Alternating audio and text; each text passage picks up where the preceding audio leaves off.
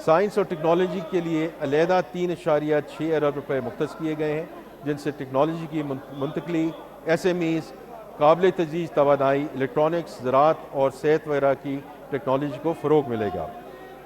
وزیر اعظم پاکستان کا ویژن ہے کہ تعلیم کے مواقع معاشرے کے محروم طبقات تک پہنچنے چاہیے، اور اس ویژن کی سب سے روشن مثال دانش اسکولز ہیں۔ یہ اسکولز ملک بھر کی باصلاحیت مگر وسائل سے محروم بچوں کو اعلیٰ معیار کی تعلیم فراہم کر رہے ہیں۔ وفاقی ترقیاتی بجٹ 26-27 میں دانش اسکولز کے لیے تقریباً 22 ارب روپے مختص کیے گئے ہیں۔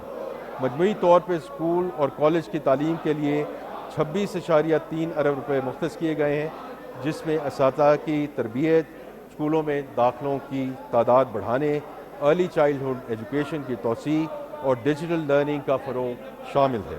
اسی طرح نوجوانوں کی ہنرمندی اور روزگار کے لیے نیب-ٹیک کے ذریعے وزیر اعظم یوتھ اسکلز ڈیولپمنٹ پروگرام کے تحت 7.9 ارب روپے مختص کیے گئے ہیں، تاکہ ہر پاکستانی نوجوان کے ہاتھ میں وہ ہنر ہو جو اسے 21ویں صدی کی معیشت میں قدم رکھنے کے لیے قابل بنا سکے۔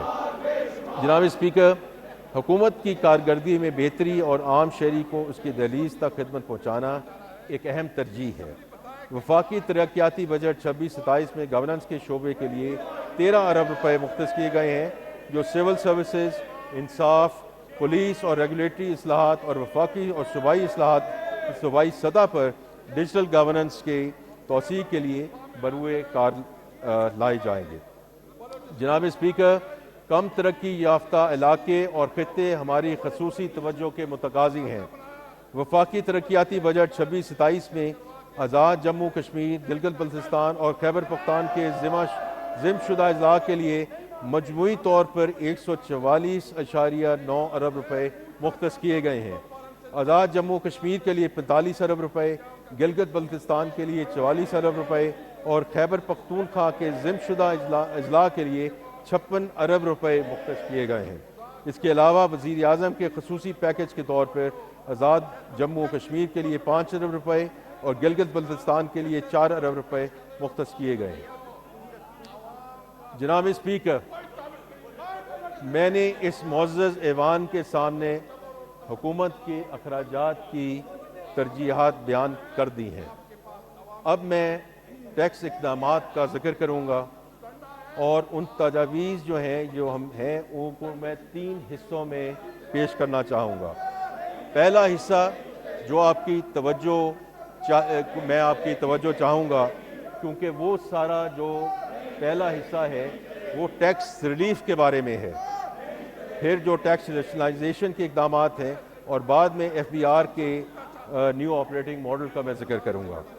جناب اسپیکر، میں اب اس ایوان کی خاص طور پہ توجہ چاہوں گا، بیکاز یہاں وہ ریلیف میجرز کی بات ہم کرنے جا رہے ہیں جو پچھلے کئی سالوں سے یہ کہا جا رہا تھا کہ اس حکومت جو آئی ہے انہوں نے معاشی استحکام لے کر آئے ہیں، اس کو ہم گروتھ کی طرف کیسے لے کر جائیں گے۔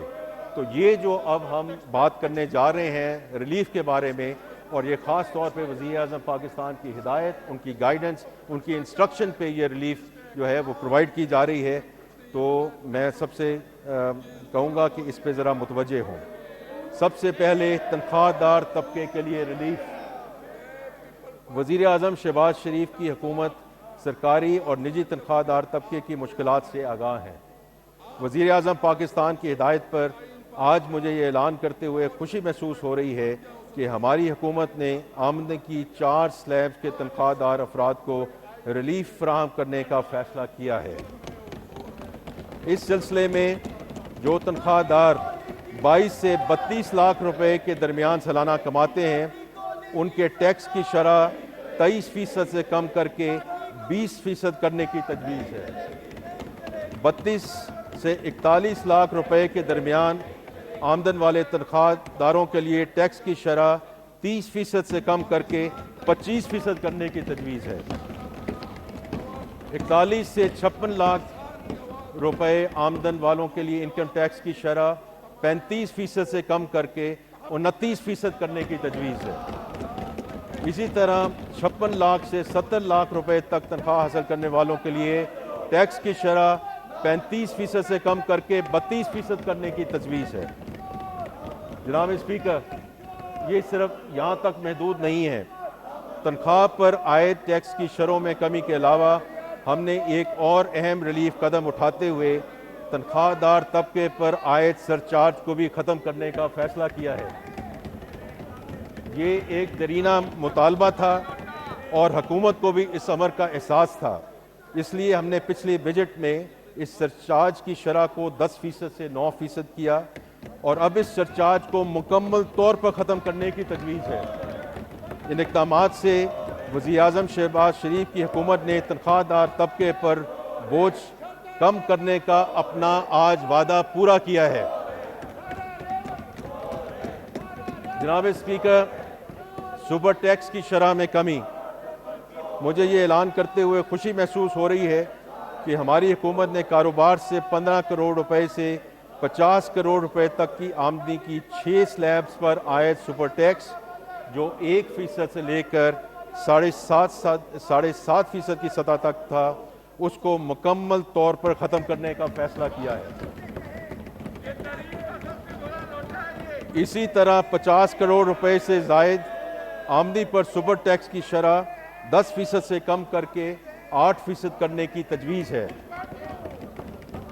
جناب اسپیکر، اس اقدام کا مقصد چھوٹے کاروبار اور صنعتوں کو فروغ دینے کے لیے علاوہ کاروبار میں آسانیاں پیدا کرنا ہے۔ یہاں میں کہتا چلوں کہ آج جب ہم نے یہ تجاویز کیبنٹ میں پیش کی تو پرائم منسٹر صاحب کی طرف سے اور کیبنٹ کی طرف سے ہمیں یہ ہدایت ملی ہے کہ ہم ایکسپورٹرز پہ سپر ٹیکس کو مکمل طور پہ ختم کر دیں۔ تو ہم انشاءاللہ اس کو آگے لے کر جائیں گے اور اس بجٹ کے دوران اس کو فنشنگ لائن کے تھرو لے کر جائیں گے۔ میں صرف کہنا چاہتا ہوں کہ یہ اس کا اطلاق بینکوں، تیل اور گیس تلاش کرنے والی کمپنیوں اور فرٹیلائزر کمپنیوں پر موجودہ جو سرچارج ہے وہ برقرار رہے گا۔ جناب اسپیکر، پاکستان کی معیشت میں روزگار کے مواقع پیدا اور صنعتی ترقی کا پہیہ تیز کرنے میں کنسٹرکشن سے بڑھ کر کوئی شعبہ نہیں ہے۔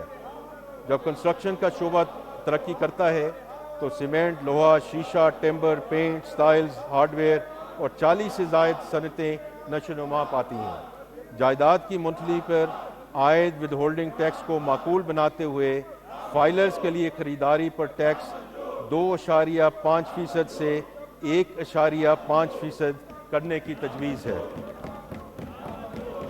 اور فروخت پر 5.5% سے کم کر کے 2.75% کرنے کی تجویز ہے۔ ہمیں امید ہے کہ اس اقدام سے کنسٹرکشن کی سرگرمیاں زور پکڑیں گی